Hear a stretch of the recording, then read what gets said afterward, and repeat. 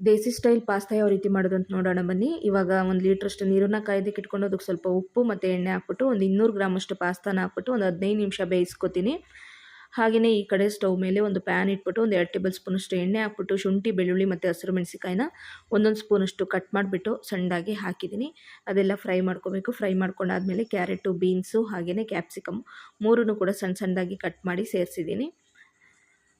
ಅದೆಲ್ಲ ಫ್ರೈ ಮಾಡಿಕೊಂಡು ಸ್ವಲ್ಪ ಉಪ್ಪು ಕೂಡ ಹಾಕ್ಕೊಂಡು ಫ್ರೈ ಮಾಡ್ಕೊತಾ ಇದ್ದೀನಿ. ಅಷ್ಟರಲ್ಲಿ ಪಾಸ್ತಾ ಕೂಡ ಬೇಯಿತು ನೋಡಿ. ಈ ಥರ ಕಟ್ ಮಾಡಿದ್ರೆ ಕಟ್ ಆಗಬೇಕು, ಆ ರೀತಿ ಬೇಯಿಸ್ಕೋಬೇಕು. ಪಾಸ್ತಾ ಎಲ್ಲ ಬೆಂದಮೇಲೆ ಅದನ್ನು ಸೋಸ್ಕೊಬೇಕಾಗುತ್ತೆ. ಸ್ವಲ್ಪ ತಣ್ಣೀರು ಹಾಕ್ಬಿಟ್ಟು ಸೋಸ್ಕೊಂಡ್ರೆ ಆಯಿತು, ಚೆನ್ನಾಗಿ ಸೋಸ್ಕೋಬೋದು. ಹಾಗೆಯೇ ಇಲ್ಲಿ ಸ್ವಲ್ಪ ಗರಂ ಮಸಾಲ ಪೌಡರು, ಹಾಗೆ ಜೀರಿಗೆ ಪೌಡರು, ಪೆಪ್ಪರ್ ಪೌಡ್ರನ್ನ ಹಾಕಿದ್ದೀನಿ. ಎಲ್ಲ ಕೂಡ ಒಂದೊಂದು ಟೀ ಸ್ಪೂನಷ್ಟು ಸೇರಿಸ್ಬಿಟ್ಟು ಫ್ರೈ ಮಾಡ್ಕೊತಾ ಇದ್ದೀನಿ. ಪಾಸ್ತಾ ಕೂಡ ಈಗ ಸೋಸ್ಕೋತಾ ಇದ್ದೀನಿ ನೋಡಿ. ಸ್ವಲ್ಪ ತಣ್ಣೀರು ಹಾಕಿದರೆ ಚೆನ್ನಾಗಿ ಸೋಸ್ಕೊಬೋದು, ಇನ್ನು ಉದ್ರಾಗಿ ಬರುತ್ತೆ. ಈಗ ಪಾಸ್ತಾನ ಈ ಮಸಾಲ ಒಳಗಡೆ ಹಾಕಿಬಿಟ್ಟು ಫ್ರೈ ಮಾಡಿ ಕೊತ್ತಂಬರಿ ಸೊಪ್ಪು ಹಾಕಿದರೆ ಪಾಸ್ತಾ ರೆಡಿ.